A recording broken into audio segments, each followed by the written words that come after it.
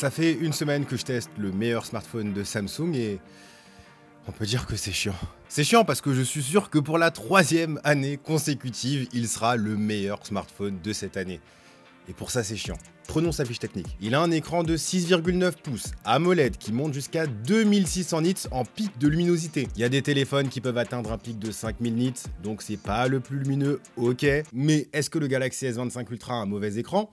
Non! La semaine dernière, j'étais en Californie sous un soleil éclatant et un ciel complètement dégagé sans aucun nuage. Et malgré ça, j'ai pu consulter l'écran du Galaxy S25 Ultra parfaitement puisqu'il est ultra lumineux. Mais en plus de ça, on a une dalle LTPO qui oscille entre 1 et 120 Hz pour faire des économies d'énergie. Le capteur d'empreinte ultrasonique pour déverrouiller ou payer avec son téléphone est ultra réactif. Et le verre Gorilla Glass Armor 2 qui résiste encore mieux aux chutes sur le béton jusqu'à une hauteur de 2,2 mètres. Profite d'un revêtement anti-reflet unique sur le marché, ce qui fait qu'aujourd'hui, je peux confortablement dire que le Galaxy S25 Ultra possède l'un, si ce n'est le meilleur écran du marché à l'heure actuelle. On parle performance ? On parle performance. À l'intérieur, on trouve la puce Snapdragon 8 Elite avec 12 Go de RAM et une chambre à vapeur encore plus grande que son prédécesseur, qui fait que peu importe les tâches que tu fais, jeux vidéo, traitement photo, capture vidéo ou fonctionnalité IA, le smartphone ne bronche pas et en plus la chaleur est bien dissipée pour éviter les chutes de performance soudaines et surtout un impact significatif sur la batterie. D'ailleurs côté batterie, bien que la charge soit très lente, trop lente pour un smartphone à 1500 €, on n'a que 45 watts en pic, donc un peu plus d'une heure pour le charger de 0 à 100%. On a un accumulateur de 5000 mAh qui m'a permis de tenir 2 jours facilement sur une seule recharge. Il m'est arrivé plusieurs fois d'aller me coucher avec 45, 40, 35% de batterie restante sur les jours les plus intenses. Pour preuve, il est 21h13 actuellement, il me reste 50% de batterie et le temps d'écran, il est de 4h05, ce qui prouve que Samsung, encore une fois, propose l'un des smartphones les plus endurants du marché dans le segment ultra premium. Tout ça dans une silhouette magnifique en vert et titane. Ce coloris bleu-gris est absolument splendide et le choix de Samsung d'opter pour un design avec des tranches plates mais des arêtes arrondies font tout le charme du Galaxy S25 Ultra. Il se démarque clairement de ses concurrents et personnellement, je suis absolument conquis. C'est 10 sur 10 pour moi. Reste qu'il vaut mieux prévenir plutôt que guérir et pour protéger ton smartphone, je te conseille d'utiliser les coques de mon partenaire Rhino Shield. Et pour les lancements des Galaxy S25, tu profites de 10% de réduction. Le lien est dans la description. Chez Rhino Shield, on trouve 3 types de coques. Les Solid Suit, super solides et super personnalisables, avec des collabs comme One Piece, 24 heures du Mans, la NBA, tout plein d'animés, etc.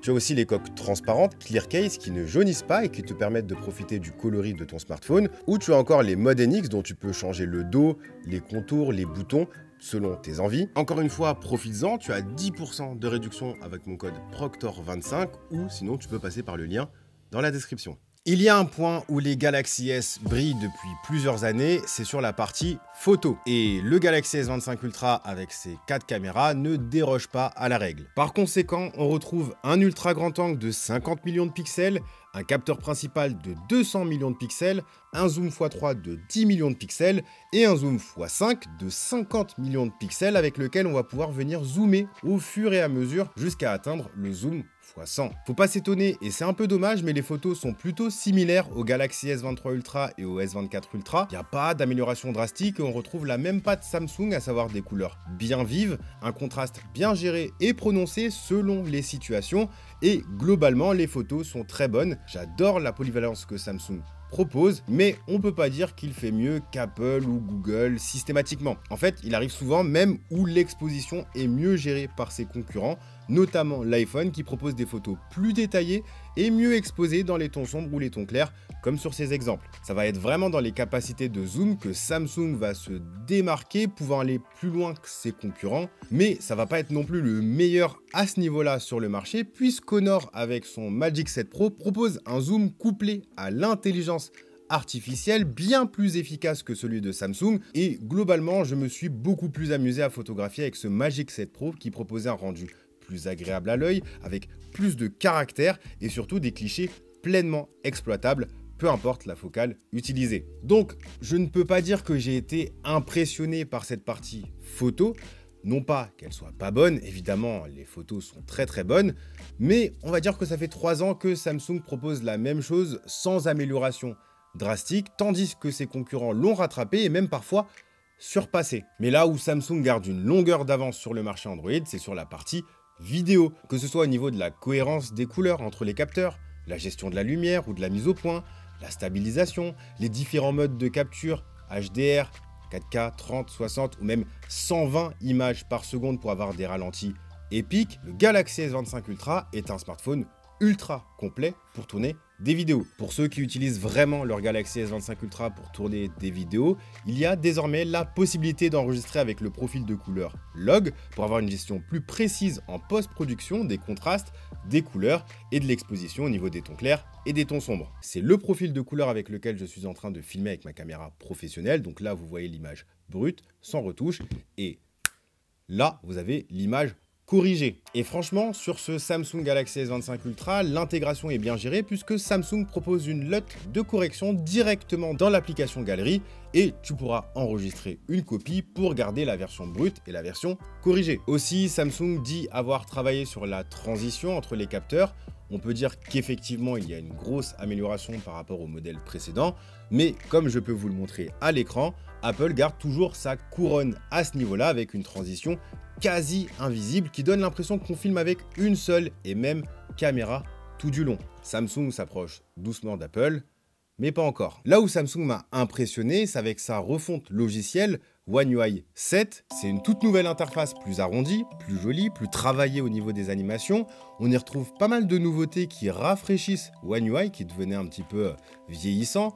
Par exemple, il y a désormais la Now Bar qui va montrer les activités en cours, ou encore la pilule style Dynamic Island qui permet de suivre le score d'un match, un itinéraire Maps, une horloge, un minuteur. Le tiroir d'application est désormais à la verticale et les notifications sont séparées du panneau des raccourcis. Les petites animations, quand on va mettre son téléphone à charger ou encore le multitâche avec son nouveau style 3D sont vraiment réussis. Et les fonctionnalités IA comme meilleure prise pour changer le visage de quelqu'un qui cligne des yeux, la gomme audio qui supprime les bruits parasites comme le vent, les voix ou encore l'effaceur d'objets qui permet de supprimer des éléments d'une photo sont super pratiques. Si tu n'es pas doué en retouche photo et que tu trouves un style qui te plaît sur internet, tu peux littéralement copier le style de retouche et l'appliquer à ton cliché grâce à l'intelligence artificielle et tu pourras même garder ce filtre en mémoire pour que tu puisses aussi l'utiliser parmi les filtres de ton appareil photo. L'outil Sélection IA, qui est une espèce de capture d'écran surboostée, est capable de comprendre le contexte de la capture et adapter ses propositions. S'il voit une vidéo, je peux par exemple créer un GIF super facilement.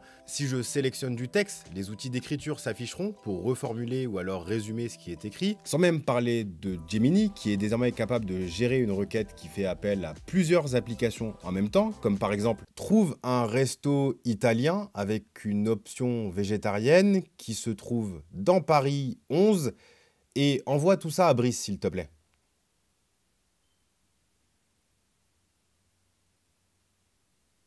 D'accord, j'écris un message à Brice LGS pour lui dire.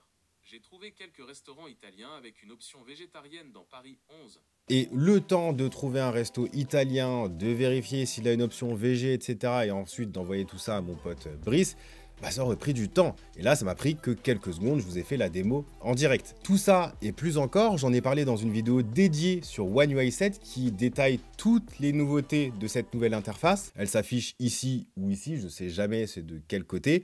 Sinon, je l'ai mise dans la description et je la mettrai à la fin de cette vidéo. Et j'en profite aussi pour faire ma pub.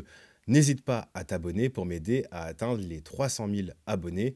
Ça serait vraiment incroyable. Mais voilà, avec son stylet S Pen qui permet de prendre des notes rapides ou signer des documents, Samsung Dex qui permet d'avoir une expérience PC en branchant son Galaxy à un écran, et son écosystème de produits, tablettes, PC, montres, écouteurs, électroménagers, eh bien, je peux dire que l'expérience Samsung est à son apogée et que Samsung n'a pas à rougir face à un quelconque concurrent. Tu l'auras compris, le Galaxy S25 Ultra, pour moi, c'est une réussite et très probablement le meilleur smartphone de l'année. Faudra voir. Toutefois, faut-il craquer tout de suite?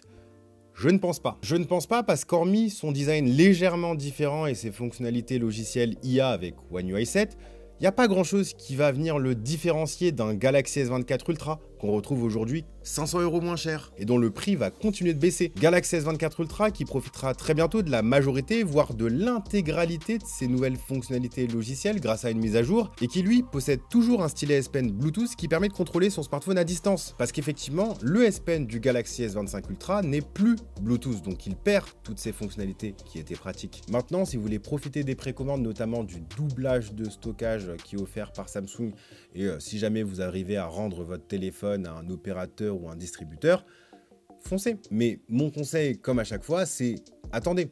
Attendez quelques mois que les prix baissent et avec les économies réalisées, vous pourrez entrer dans l'écosystème Samsung avec une paire d'écouteurs, des Galaxy Buds 3 Pro ou alors une montre connectée Samsung. En tout cas, si cette vidéo vous a plu, je vous invite à me soutenir à travers les likes, les commentaires et les partages, très important. N'hésitez pas non plus à vous abonner pour m'aider à atteindre les 300 000 abonnés. Quant à moi, je vous dis à la prochaine. Prenez soin de vous. Peace.